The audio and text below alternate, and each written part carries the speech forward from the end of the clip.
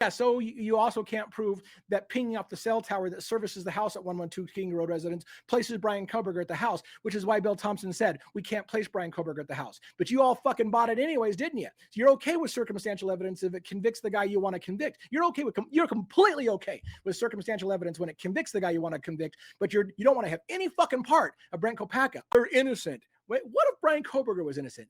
This is stronger than the evidence against Kohberger. They didn't want to show a jury how they got there, because how they got there, if a jury would have seen how they got to Bryan Kohberger, they never would have believed it. It starts with, in my opinion, in the video that I told you before about planted evidence, it starts with they already had Bryan Kohberger on their radar. They already thought Bryan Kohberger was the killer. They just needed to place him in the house, and they couldn't. They couldn't place him in the house from the circumstantial pinging up the cell phone tower that services the house at 112 King Road residence. So they needed to place him in the house. So DNA evidence was one way to do it. In the later documents, you found out Molly never saw Bryan Kohberger there. But she was telling you, oh, I'm friends with Bill Thompson, and now I have to go testify saying I saw Bryan Kohberger at the house.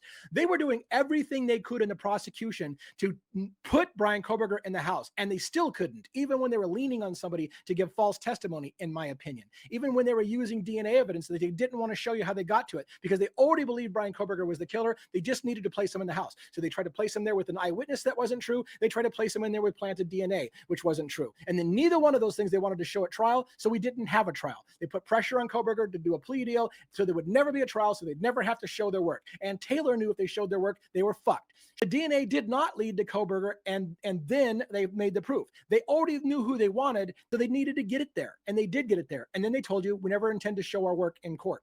We don't intend to rely on it. Why?